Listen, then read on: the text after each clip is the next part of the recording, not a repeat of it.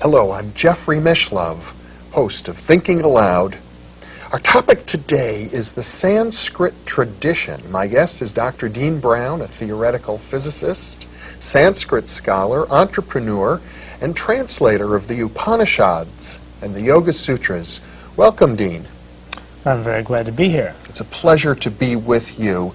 You know, I think many people who speak English don't realize that our own language, as well as most Western languages, have their origins in what is sometimes called the Proto-Indo-European language, which is really the same language from which Sanskrit and the Hindu traditions are derived. Yes, English, Russian, Icelandic, French, Greek are all dialects of a mother tongue that's spoken very widely in India and many parts of the world. We think of ourselves as being Western, and we think of India and its culture as being Eastern, but actually they have not only a common linguistic origin, but a common cultural basis as well. Yes, common thought. If we divide East and West, I would put the boundary between India and China, perhaps. But India is Western, by my way of thinking. Well, and Buddhism, which was born in India and then moved to China, bridges that gap as well. So Buddhism is the West that went to the East. There we have an example of how we're much more intimately related to Eastern culture than we think, and many, many, many words in the English language have Sanskrit origins, or origins that are traceable to the Sanskrit tradition and the earlier Proto-Indo-European language. Oh yes, most of the words in English, say, go back either through the Teutonic Northern European Icelandic route to the Sanskrit or the Vedic, and then through the Mediterranean route, the Romance route. Now we think of Sanskrit as a language of mysticism, the language of the Bhagavad Gita, of the Yoga Sutras, of the Vedas, the language in which there's the great equation, Atman equals Brahman. Let's start there. Maybe we can you could elaborate on that. Well, Sanskrit's an artificial language spoken in the wisdom traditions and in the great hymns. The language spoken in the street in ancient times would be called Vedic. Vedic is a vernacular, and Sanskrit is a synthetic language.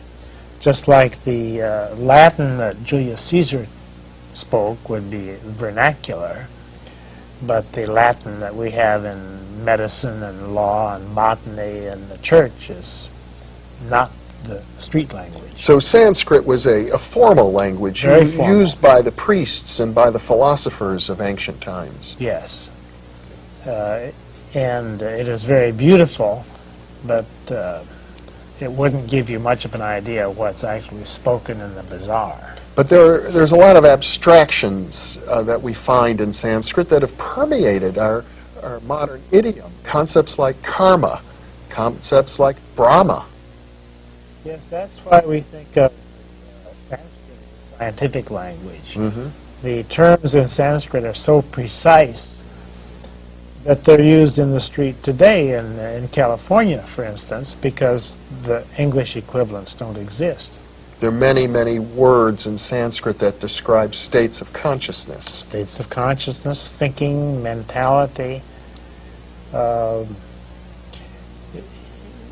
There are other languages that have feelings in them, but Sanskrit has precision for thought and consciousness. And metaphysics. And metaphysics, yes. And cosmology. Now, you've translated the Upanishads, very ancient and revered sacred texts. You have described to me how these texts are really to be chanted. They're like poetry in a way, and yet they have a precision to them. Could you read one of those? Yes, there are a couple hundred Upanishads known today, And when the rishis, the teachers, started teaching the Upanishads to the Western scholars a couple hundred years ago or 150 years ago, they were very open in chanting them at first, and then they realized that if they're written down, they lose some of the power. So only about 100 of them have been written, and the rest are still in the verbal tradition. Orally Oral transmitted, tradition, memorized. which is the origin of all wisdom, is in the oral tradition. But to give you an idea of some of the melody in these documents, I picked the beginning of the Isha Vashapanishad, which goes like this. Om, The sound of the universe. the sound of the universe, from which we get our modern word of human, Om. Humble. Full that. Full this. From the full, everything has come out. Having taken everything out of it, the full alone remains. Om Shanti Shanti Shanti. Peace. In the world whatsoever changeful is, all this with the Lord should be enveloped. By that renunciation, support yourself. Do not covet the wealth of anyone. Only for performing good deeds should one desire to live 100 years. Only thus and in no other way will your work not have stains. It actually is in some ways reminiscent of the Old Testament. Don't covet things, do good. Oh yes, the ideas are the same. There is a universal ethic.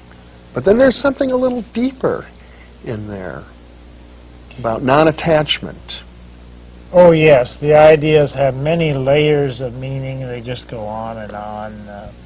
You can take one of these sutras and dig in it forever. The word sutra is interesting. It's the same word that we have in the hospital. If you sew up a Suture. wound, suture. A sutra means a string of pearls. So these ancient poems are called sutras. They're strings of pearls. They're really like They're tied together. nuggets of wisdom. Nuggets of wisdom, right. In a way. And that's why I read it with pauses between the lines, because each line has multiple meanings, and if you pause, it sinks into the subconscious more. Now, I think it's very interesting what you said earlier about the word human. We're all human, but very rarely do we pause to think, what does that word mean? And here you've traced it to a Sanskrit root, Aum, which is the eternal sound of the universe. The eternal sound from which the universe is expressed. So everything that's in the universe is human. Everything that's alive is human. Homo sapiens, among other things, is human, but we won't be around very long. Humanity will prevail long after Homo sapiens has been forgotten. And the Vedic tradition is one that has this sense of eternal cycles. Lots of time. Yes, in the Veda there are epochs of time that come and go like a big wheel. We're coming to the end of an epoch right now, which is one of the worst ones. And The Kali Yuga. The Kali Yuga, and we'll come around to a better time. Yeah. If you don't like these times, hang on. Better times are coming. Well, it's interesting to me, Dean, you had had a career in theoretical physics, and many theoretical physicists, such as yourself, have studied the Sanskrit tradition. Many of the great physicists have made a point of it. Yes, physicists like the Sanskrit tradition because the cosmologies that were written down, how the universe came about, apply pretty much today. In other words, that there's a sense amongst physicists that the precision, the rigor, the depth of insight amongst the ancient Sanskrit wise people, the rishis, speaks to us today, to the scientific mind. Oh, very much so. The story is told about Oppenheimer, Robert Oppenheimer, when he saw the first blast, nuclear blast at Alamogordo. And the press said, "What were you thinking when you saw the first atomic bomb?" And he said, "Well, I was thinking of the dance of Shakti." The dance of Shakti, yeah. And as I recall, he used a quote from the Bhagavad Gita to describe the atomic bomb, Yes. brighter than 10,000 suns. Brighter than 10,000 suns. So this is called, the Vedic writing and the Upanishads are called science by people who've studied them, not only in ancient times, but today. Yeah. Science meaning to discriminate between this and this. Well, Dean, we're going to be taking a break shortly. We'll be back in just a couple of minutes. We've got a lot to explore about the Sanskrit tradition and its relevance to us in our lives. Thank you.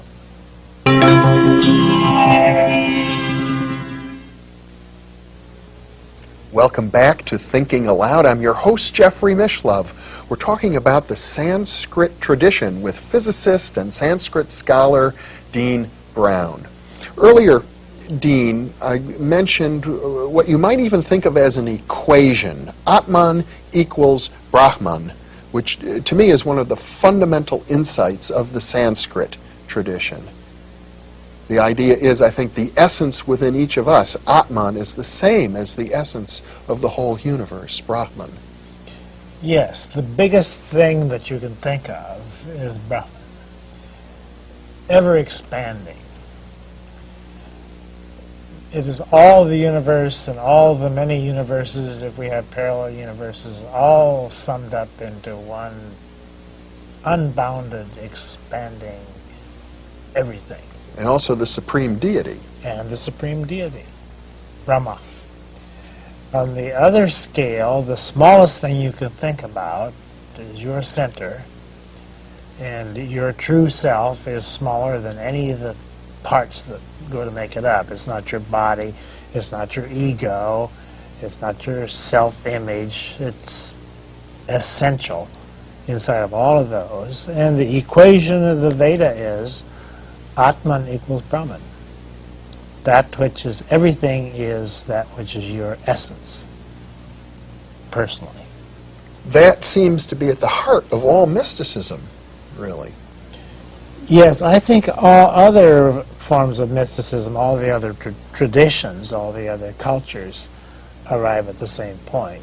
I think the Vedic is the most extended and most sophisticated version of it, but I think that we're all saying the same thing. It's sort of like the E equals MC squared of metaphysics. It is that and much more, yes. And if I understand the Vedic tradition, the Sanskrit tradition, it is out of this insight that a whole science of metaphysics unfolds.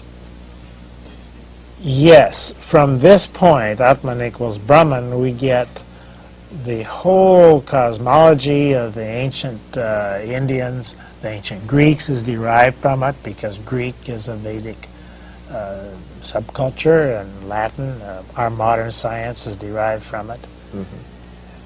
All of that comes in its many forms down to us in the modern form of Advaita, Vedanta. Vedanta means the fulfillment of the Vedas. Veda means wisdom. And Advaita means not two. That which is the biggest is not different from that which is the smallest. So when we think of Hindu culture, for example, as being polytheistic, and we don't understand this Advaita tradition, we're missing something very important about the way they understand their relationship to their deities. Yes, indeed. The Vedic tradition, the Vedic wisdom is so extensive that when a person comes to it, he brings himself to it first. So the first thing one finds in the Veda is himself. And his polytheism, as it goes deeper and deeper into it, becomes a monotheism and beyond a monotheism. Even monotheism is not essential enough, not subtle enough to get the idea that you ultimately find in the Veda. Yeah. Now in Plato we have the notion of the world of ideals. We call it the Platonic world, the world of pure forms. But this is also found in the Vedic tradition. See, that's in the Veda, that in Sanskrit that's called the Ritambara Pragyan. Ritam is where we get our word right. This is right, this is a right angle, make a right turn at the corner, let's make it right, let us correct something. That all goes back to the Sanskrit idea of that which is perfect. Mm-hmm. And everything in the universe, everything that's manifest, is imperfect. So the dynamic of the universe is for the imperfect to dynamically approach the perfect. Mm-hmm. And the metaphysics, the practical aspect, as I understand it, of the Vedic metaphysics is that through disciplines, through meditation, through centering oneself, we are able to apprehend that Ritambara world, that perfection, and then we can bring it into manifestation in our lives. Yes, by keeping your eye on the perfect and letting your feet find the way in nature, we bring about the expression of perfection in the manifest. Mm-hmm. And so the word MN, the Sanskrit root man, mankind, mind, mental, manifest, manual, are all part of our word human, mean manifest the ideal. Mm-hmm. So the word human combines that sense of Aum, the sound of the universe, with the idea of manual taking action, using your hands, being here and now in the world. Yes. And even the word action comes from the Sanskrit idea of prakriti. To act comes from prakriti, and prakriti is their word for nature, practical. Mm. Practical is in contrast to theoretical.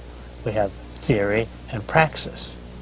Theory, theoretical, comes from the Sanskrit devas, deus in Greek, theos in Greek, deus in Latin, divine, which originally means senses. Your senses are your devas. So God is your senses, your perception of the universe. A very sensory experience is the way that we connect. Everything comes from your senses. Mm-hmm. Now, you have thousands of senses, but it's through all of your senses that you comprehend God, the universe. And the very idea that a human being can comprehend the divine, the infinite, is particular in some way to the Sanskrit tradition, I think. Yes, indeed. And to comprehend the divine, which is to say everything, one comprehends oneself, one's Atman. Mm-hmm. The route to the divine is through the Atman. Mm-hmm. The route to everything that you sense or can sense is through your center. Now, the Sanskrit tradition, of course, is a vast literature. We have the Vedas, the Upanishads, the Mahabharata, the Bhagavad Gita, the Yoga Sutras, the Brahmanas. The Tantras. The Tantras. Well, the Tantras in particular are interesting because, as I understand it, they're really the oldest of these traditions. Yes, the Tantras are the shamanic practices of the proto-Vedic people. The Indo-European people. The Indo-European people, which are parallel to all shamanic people. And it evolved into the Vedas and the science and theory. Mm-hmm. But they started as rituals and practices of nomadic people. Mm-hmm. And sometimes we have a sense in the West that spirituality is very otherworldly, sort of separate from our day-to-day practical experience. But as you explore the Sanskrit tradition, in particular its tantric origins, there is a different sense, a sense of oneness, of our sensuality and our spirituality really coming together, as you expressed earlier in the very word, devas. Yes, God is approached through nature. Just as in the Hebrew Kabbalah, the Ein Sof, the God is approached through the Shekinah, who's approached through the Malkuth, the nature. So one gets to God through nature, and one gets to nature through God. Now you've done something very interesting here, and I know you're a scholar of many traditions as well as Sanskrit, by bringing in the Hebrew. I think it's useful to point out to our viewers that when it comes to human culture, there are many different streams. Hebrew, the Sanskrit, perhaps the Chinese, the metaphors. Polynesian, American Indian, the African, that Mayan. Linguistically they're quite separate, but yet in terms of the sense of the world, one might say that they all have their origins in a kind of common human culture, which we might describe as shamanic. Yes, they're based on experience. The raw native experience of any person, where he comes from, the home and the hearth and the field and the hunt, lead to our metaphysics. And all these forms of metaphysics are isomorphic. Isomorphic meaning? The same form.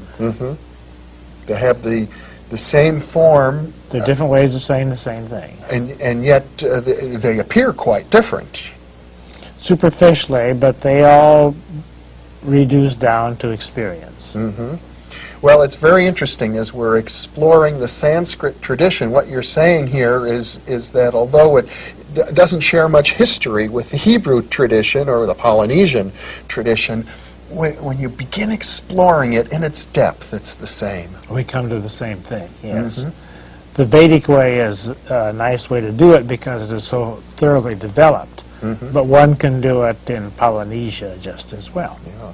Well, we're going to be exploring some of the practical aspects of the Sanskrit tradition. In part 2 of this program, we'll be looking at the Yoga Sutras in particular, where we have a very specific, detailed, step-by-step instruction for achieving the kind of insights. Dean, thank you for being with me. And thank you for being with us.